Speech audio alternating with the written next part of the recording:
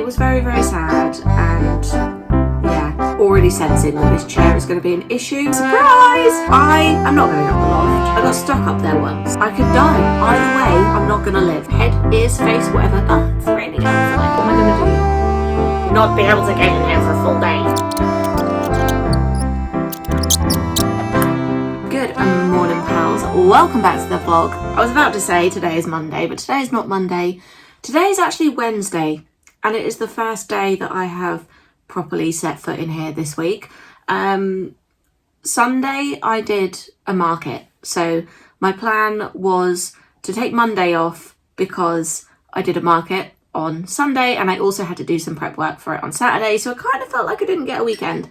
So I planned to take Monday off anyway, but I also doubly planned to take Monday off because unfortunately we had to take our pet rat Cookie to the vets for his final goodbyes on Monday, and it was very, very sad. And yeah, he was such a good boy. He wasn't well, he had a tumour, and ultimately it was the kindest thing to do to let him go.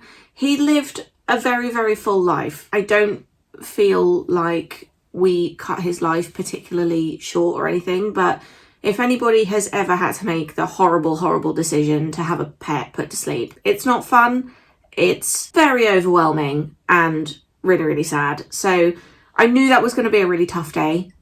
So Monday I basically needed the day off because I knew that was going to happen on Monday. And then yesterday I could not muster any motivation to get in the office and do any work. I still haven't unpacked from the market. This place is an absolute poop hole in here right now.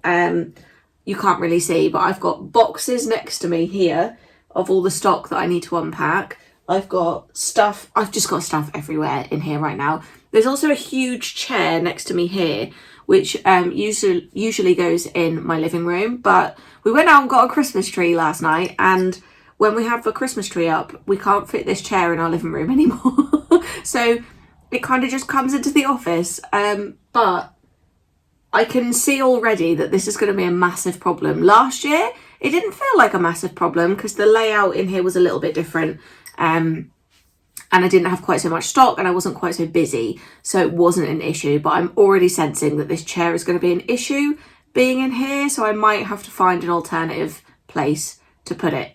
So yeah, for today I'm going to unpack from the market.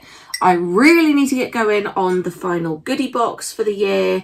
I was hoping to launch it next week and I just think that's too late, so I'm just going to try and do it for this week. So surprise! Hopefully I can pull that off. Let me fill you in on the market that we did on Sunday first. It was a really lovely market. So well organised, the best organised market I have ever been to. We got a set of joining instructions on the Thursday, I think. So that was super. So we knew exactly where we had to be and what we had to do when we got there. That was great. And we walked in and all the stalls, pitches, what are they called? Pitches, were labelled. So when you walked in, even if you didn't know who the organiser was, which I didn't initially to start with, you could just walk in and find your number because they were marked on the floor in chalk with your number. And I was like, that's really smart. And that means actually there was not a lot of faffing around and figuring out like, oh, who do I speak to? You could just go in and get set up. And then the organiser did come around and like introduce themselves to everybody who didn't know who they were. So that was cool. So yeah, it was setting up was not that difficult. Considering I didn't really have that much of a plan for what I was going to do. When I've done markets previously, I've kind of set my table out and laid everything out, taken a picture so I know like where I'm going to put everything and so I can remember how to lay it all out. And I didn't do that this time because quite honestly, I've been so unmotivated the last couple of weeks, and I did not have high hopes for this market at all, just based on the markets I've done previously. Now this one was with a completely different organiser than the ones I've done previously, but still I kind of was like, do you know what, I had really high hopes for the last market and I was disappointed, so let's just expect nothing from this one and then we won't be disappointed at least. So yeah, I really didn't feel like I prepped for it particularly well. I had a lot of stock because the way I've been doing my shop updates just means that there is stock here. I'm not doing anything made to order, which means that if I do feel like doing a market, I can just basically pack up. I mean, this shelf is usually full and it's not because all the stuff's in the boxes down here. But it just means I can pack up everything I've got, take it to a market and figure it out when I get there. So that's pretty much what I did this time around. Packed everything up, took all my stands and everything. So it took me a bit longer to set up than it usually does, which I didn't really consider. So we had an hour and a half to get ready. And usually it only takes me like 20 minutes to put my table up and do everything because I've pre-planned it. But this time I didn't pre-plan it, but I still didn't really allow myself a huge amount of time. I think I got there with like 45 minutes to get ready. Whereas we could have had an hour and a half if we got there earlier, but I really didn't feel the need to get there an hour and a half early, but I probably could have done with about an hour. So I'll remember that for next time. If there is a next time, we'll see. But yeah, the market itself was fairly busy, but this market didn't have the same kind of clientele as the last market I did. So the last market I did was not busy. It was very, very quiet. And I mentioned when I did a bit of a debrief from this last market that there happened to be a wedding on at the same day. I think that threw a lot of customers off because you had to walk through the wedding to get to the market. So I think a lot of people were coming up to the building knowing there was a market on and then going, oh God, there's a wedding happening here. This can't be the right place, which is exactly what I would have done. I'm not going to walk through somebody's wedding to get to a market. I would just assume that I've got that wrong and this isn't the right place. So yeah, that kind of sucked. And I think that made the market really, really quiet. But considering how quiet it was, we still did really, really well and made a really good amount of sales based on the amount of traffic that was there. So in essence, the conversion rate for that market was really, really good, but the traffic just wasn't there. For this market, the traffic was there. I feel like it was quite busy. It was quite steady, like all day long, which was great, but the conversion wasn't there for me. So it was like the wrong clientele, like the wrong demographic for what I was selling.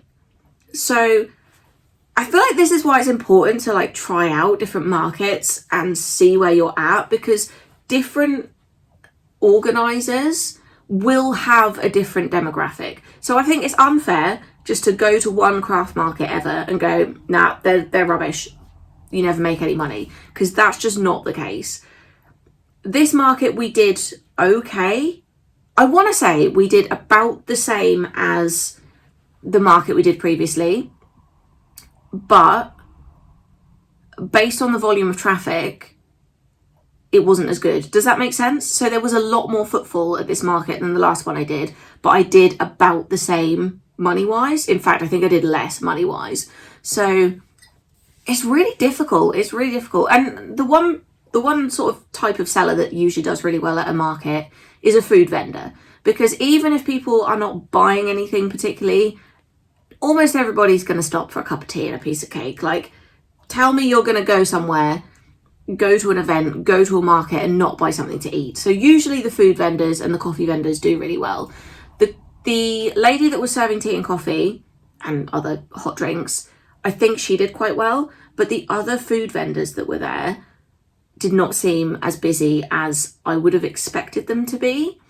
There was a pizza van outside, and the lady that was doing that said that she'd prepped for something like 150 covers. And I think at the time that we spoke to her, she was like, so far I've sold 5. And that was quite late in the day. So I just feel so bad because like, I just think people aren't buying as much as they may have done a year ago. Let's be honest, the cost of living has just gone through the roof. It's ridiculous. People have not got huge amounts of money to be spending willy-nilly. And I saw that on my table. Every single thing felt like a considered purchase for people who stopped and were like actually going to buy. Even like my items are not expensive for the most part. You're talking like between £3 and £5 to get something, right? On average, let's say. And even people who were getting one thing that was like £3.50, it felt like they took a very long time to come to those decisions. And I don't think it's a reflection on me or my product at all. I don't think it's a reflection on my prices at all.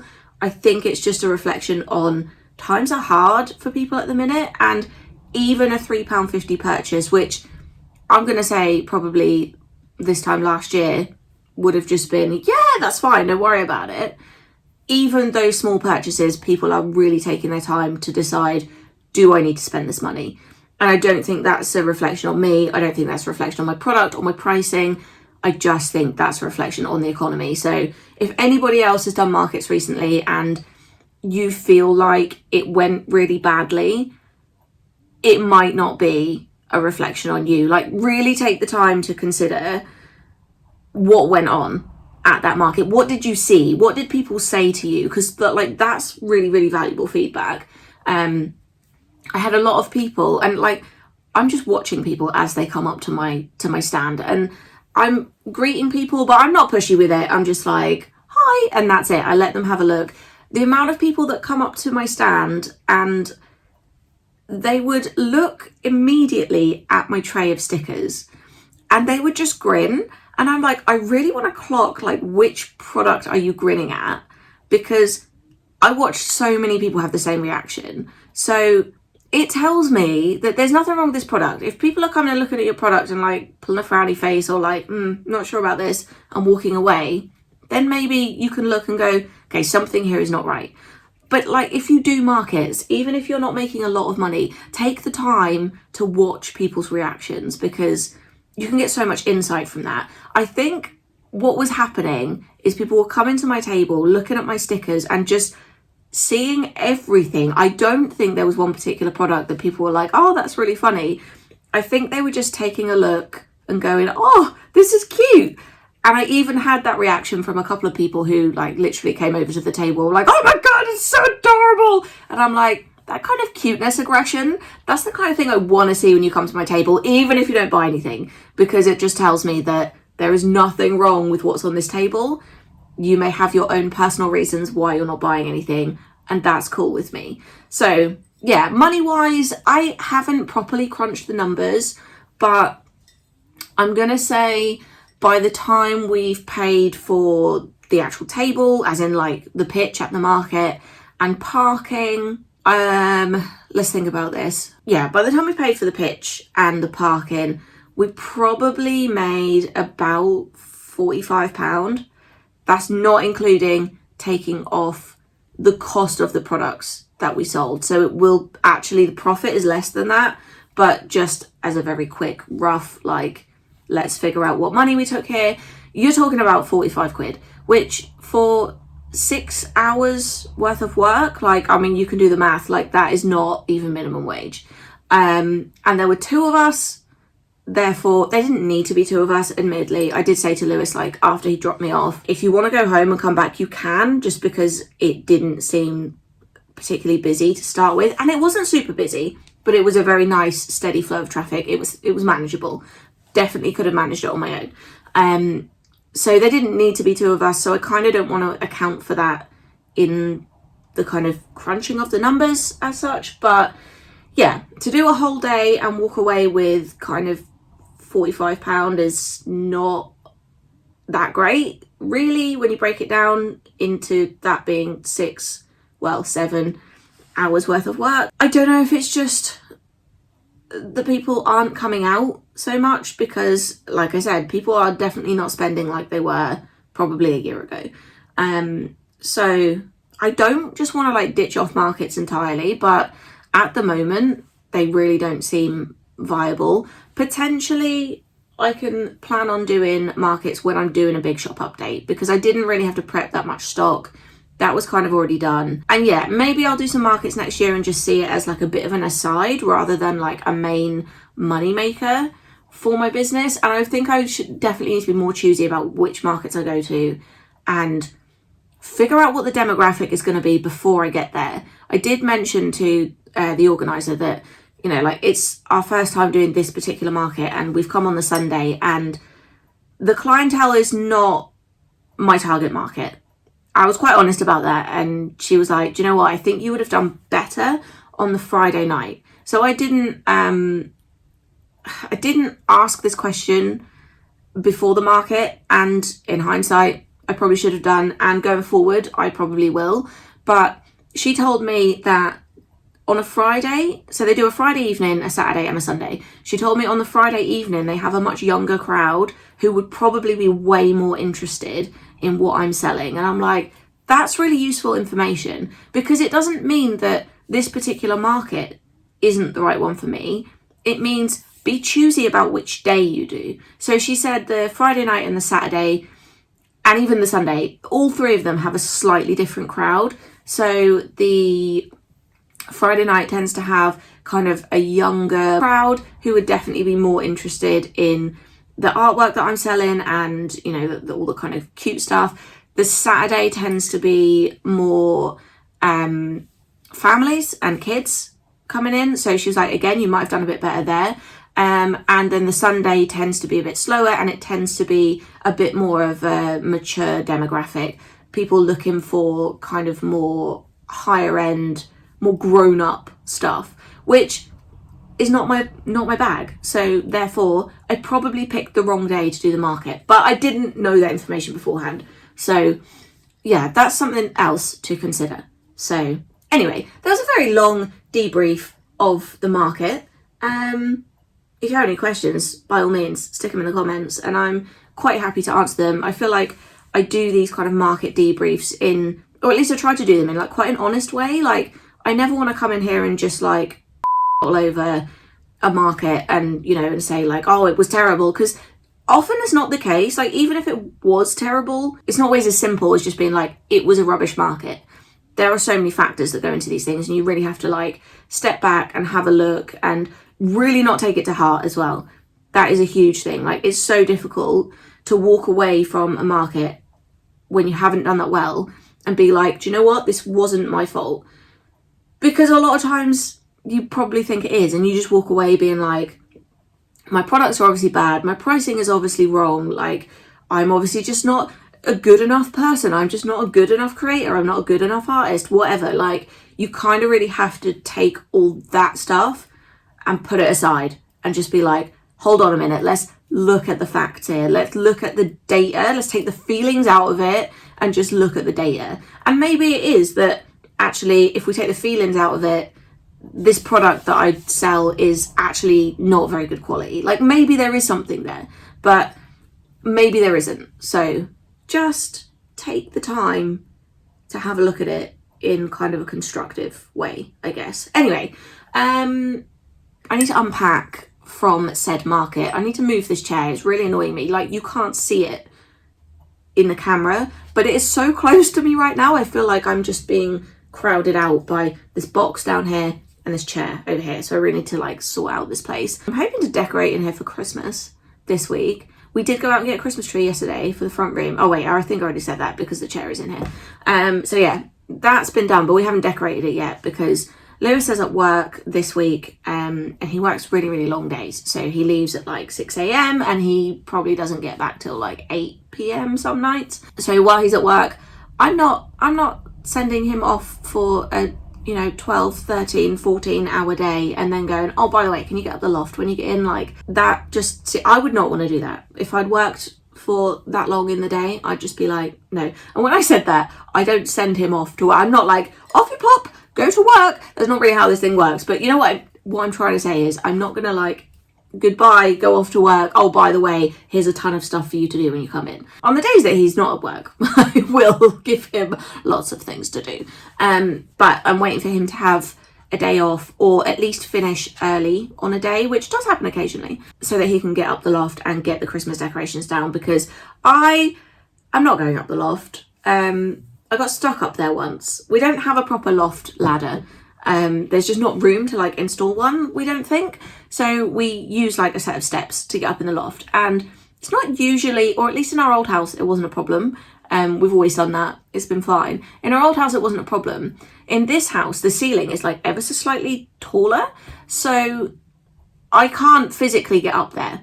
But in our old house, I did once, and I will never ever do it again, I don't think. I got up into the loft, not a problem, got what I needed to get, then realised that getting down was a big issue because I couldn't reach the ladder with my feet. So if I was going to get from the loft hatch to the ladder, by the way, I'm only like 5 foot tall, so this is definitely a me thing because I'm so tiny. I kind of had to like jump into the loft. So I kind of had to like get my arms up and like pull myself in. And I was like, yeah, that's fine. I did not consider getting back out, and I couldn't sit on the edge of the loft hatch and put my feet on the ladder. And I was like, I'm just going to have to like drop myself down. How the heck do I get out of this loft? And I think I sat there for like 40 minutes just trying to like consider all my life choices and, you know, potentially watch my life flash before my eyes, because I was like, I'm going to have to jump out of the loft. I could die. I could literally die. So yeah, I spent a long time contemplating that. I did thankfully make it out of the loft. I mean, I didn't really have another choice because at this point, Lewis was working away a lot. So I think he just left for work like a couple of days before, and he wasn't coming back for 2 weeks. So it was either jump out of the loft or sit in the loft for 2 weeks. And I'm like, do you know what? Either way, I'm not going to live. So let's take the risk and jump out of the loft. I say jump. I probably had to jump like 6 inches. It really wasn't that far. But it was scary. It was a scary experience. And now I don't want to go in the loft ever again. I've been chatting for 22 minutes. 22 minutes. Hopefully it won't be 22 minutes long by the time I edit it down, because I'm probably waffled on a whole lot of stuff that you do not need to hear about. But I am going to go and tidy up this poo hole room.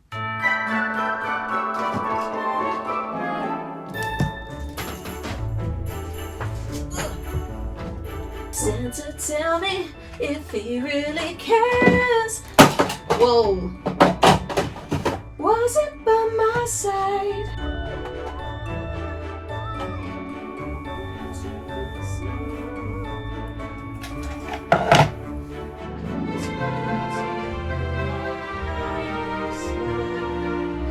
Morning black and white for school to start again.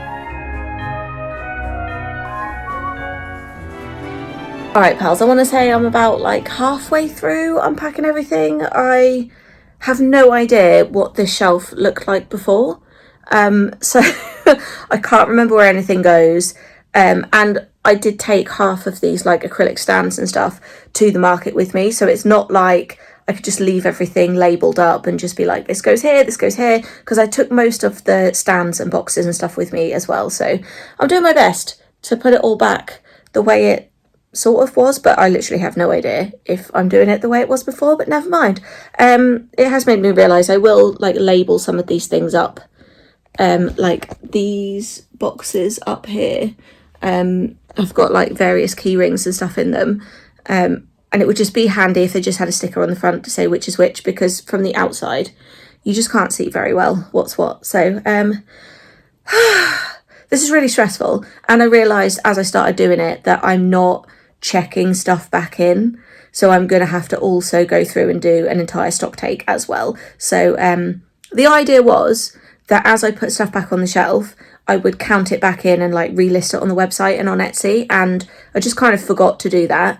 And then I was like, I've already started and I don't know what I've put on the shelf, so I'm just going to count everything at the end, which is not the most efficient way to have done this, but never mind. Right, I know for sure I had these baskets on this shelf somewhere. Can I figure out where the heck they used to go? No, I cannot. I wonder if I didn't have 2 of these on here before.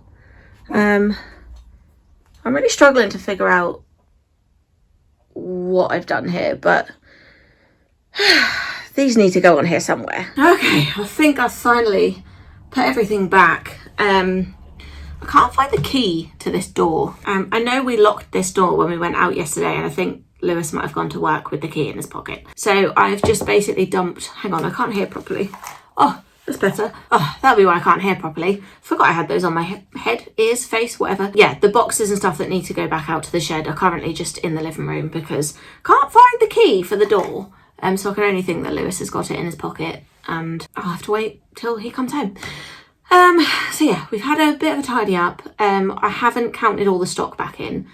So that is the next thing that I probably need to do. I'm just having a quick cup of tea. I also need to figure out what the heck I'm doing for my very last goodie box of the year. The second half of this year, the goodie boxes have been a little bit slack, if I'm quite honest. I wanted to do one every single month and I'm gonna do them differently, or not the actual boxes differently, but it's going to be a slightly different structure next year, which will make it easier to do the goodie boxes because it will mean I don't have to spend quite so much time creating content around the goodie boxes. I will still obviously create content around the goodie boxes because I'm still going to be making them, but at the minute, because every time I release a goodie box, I have to let you all know that there's going to be a goodie box coming. It takes quite a lot of time and effort and planning to get the content out at the right time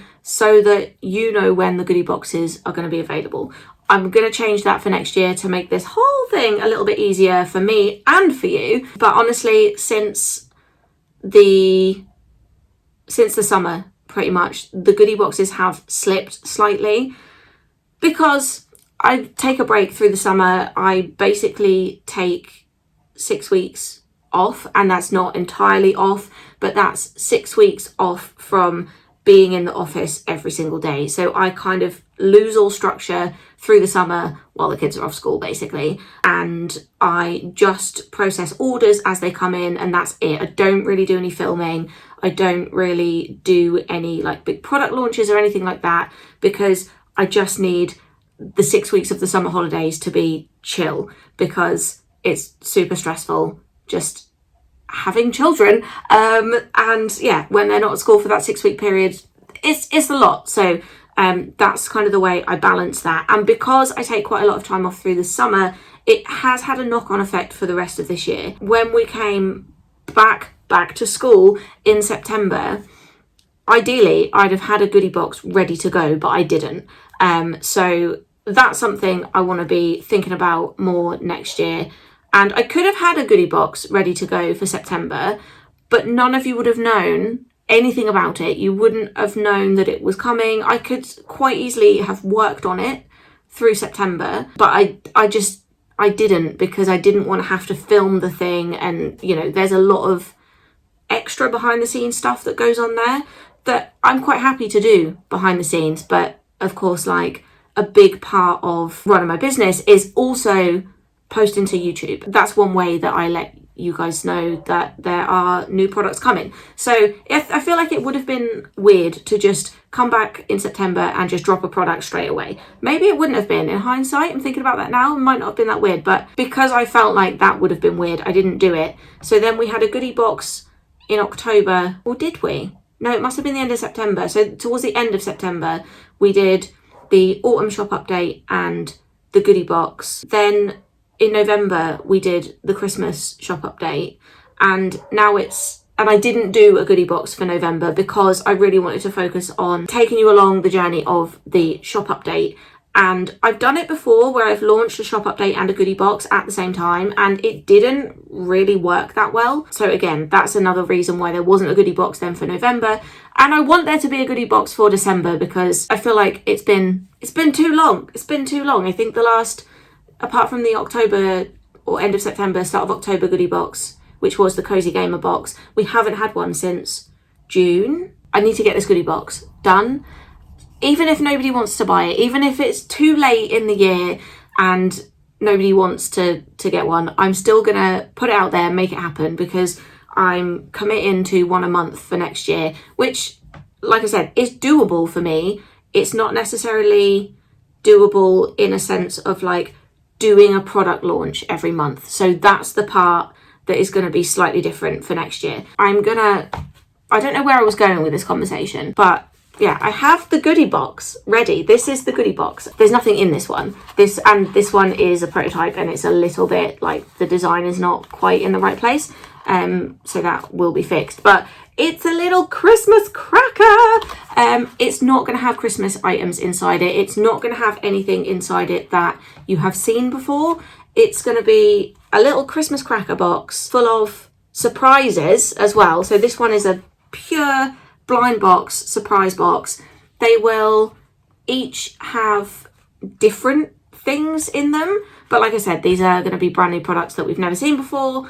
I just think this is going to be a little bit of fun for the end of the year. So I really need to get some of the artwork finished. I've got all the sketches done. I've got a few pieces of the artwork completely finished, and there will be, so I've written on the back of it what you'll get. So 2 die cut stickers, 1 mini sticker sheet, and 1 mystery item, which will be one of my like bigger products. They're not big, obviously, like a pin badge or a key ring or something slightly more substantial along those lines. I haven't entirely figured out which artworks I'm going to use for which products yet, so that's something that I need to do before the end of the day. Yeah, I'm gonna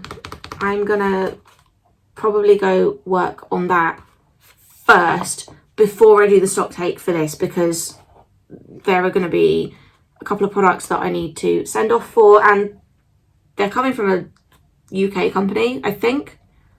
I hope it's a UK company. No, I'm pretty sure it's a UK company. So I'm going to order everything from a UK company, so they will be here within, like, by the end of the week, basically. So I need to do that now, otherwise it's never going to get done. And I just keep talking about it and not doing it. So let's go do the thing. All right, pals. I didn't film any of it, but I have finally sent off for the mystery products that are going to go in the surprise box. I mean, everything in there is going to be a mystery product, but the ones that I'm talking about are the things that I need to send off for. So I've ordered some pins and I've ordered some jewelry bits, which is not exactly like what I've done before, but I kind of just thought, well, why not? Let's just try something fun for the last surprise box of the year. I have no idea how this is going to go, but we shall see. So I think there will be a bit of a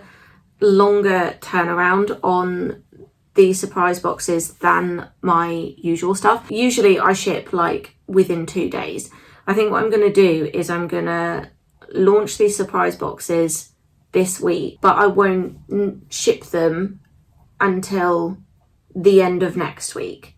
That just gives me a bit more time to like get them made up, because I don't think I will be able to make a stock of them in time. So all it means is that I will do them kind of as a made to order item rather than having a big stock of them and just shipping them out the following day after they're ordered. So I'll probably just ship them all by the end of next week.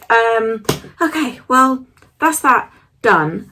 The only things we have left to do for this surprise box are to make the stickers that will go inside. So you'll get 2 die cut stickers and 1 mini sticker sheet, and it will be a random selection. So I think I'm going to design 2 different sticker sheets and probably 2 different die cut stickers. No, wait, I'm going to need more than 2 different die cut stickers, because then everyone will get the same. Oh, there's a squirrel in my tree. Oh wait, is it a squirrel? Yes, it's a squirrel. 2 sticker sheets.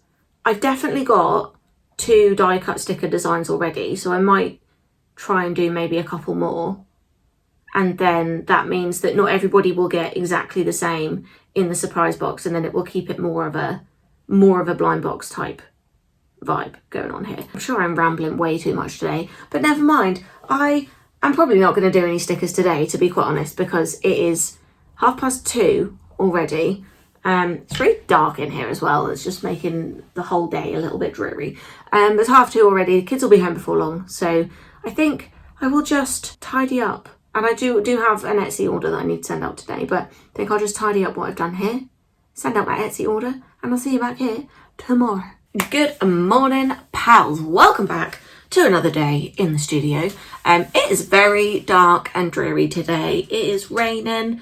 Honestly, I don't mind it. I'm okay with it because I get to stay home and be cozy. I don't have to go anywhere today. I quite enjoy it when it's raining outside and I can just stay in and just be nice and warm and just be like, oh, it's raining outside. So yeah, but it is kind of dark. It's kind of dark out today. Again, don't mind it. It's giving cozy vibes. Today, we need to prepare some stickers and sticker sheets for the surprise goodie box. And I was in two minds whether or not I would actually film this because I kind of wanted it to be a surprise. But equally, even if you see everything I make, you don't know what you're going to get in your specific box because there are different sets. If you don't want to know anything about what's going in the surprise goodie box, maybe don't watch this vlog. Yeah. Bye. But if you're not bothered, and it will still be a surprise because you won't really know what you're gonna get, then by all means, come along with me. Let's make some stickers together.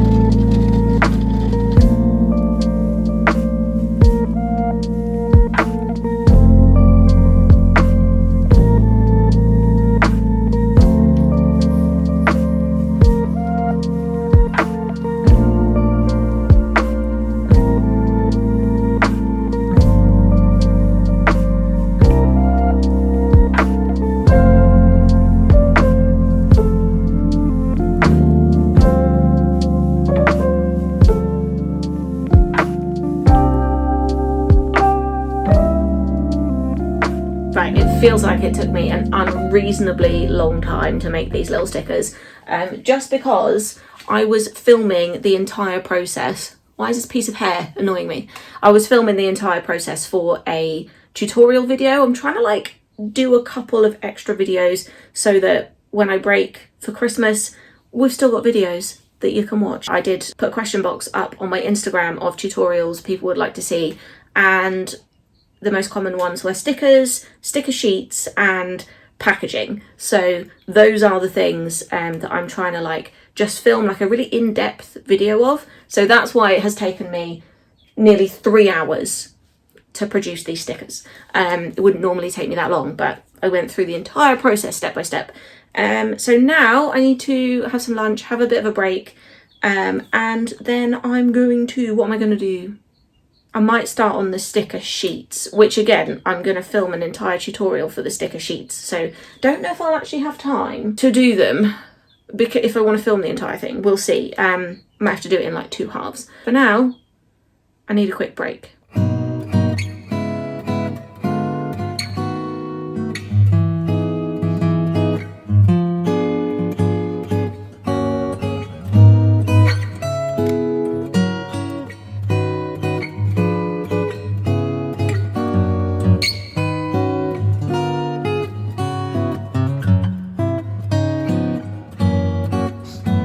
Good morning, pals. Welcome back to another day in the studio.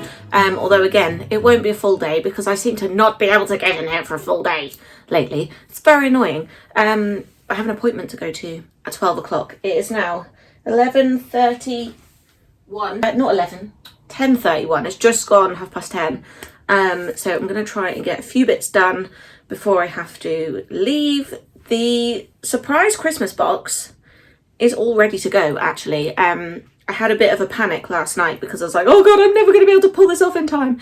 And I actually sat and did the Etsy listing and the website listing, and I put together a mock-up photograph, which I will use if I don't get time to take a proper photograph of the thing before Sunday, which I may well not get time to do, but at least there is something there. I think it's all actually going to turn out okay. So I'm going to get some of the sticker sheets done for that today, because again, I want to film another sticker sheet tutorial. Not another sticker sheet tutorial, another tutorial on sticker sheets, because that is one that I had been asked for. I also have been asked for a tutorial on packaging, which I think I will film next week when I actually make up the Christmas surprise boxes.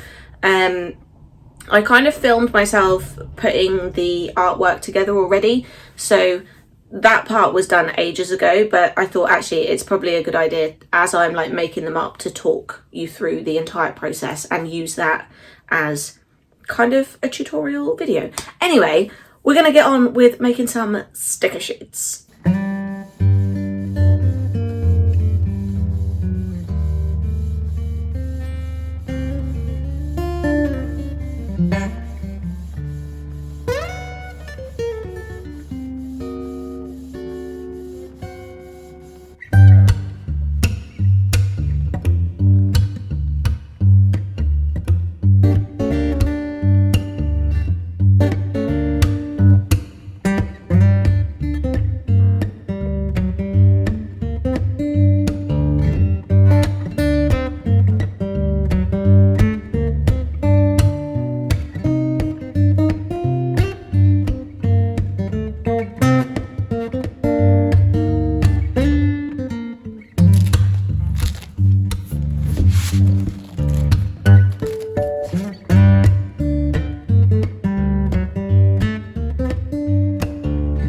Okay pals, I just got back from the hairdressers and I've messed my hair up already. I've only been in the door like 5 minutes. I really need to get on with my Etsy orders. This week has been so weird. I just feel like I'm rapidly running out of time. I feel like I really haven't been productive this week, really haven't done a lot this week. And I feel like this vlog has probably really not got that much in it.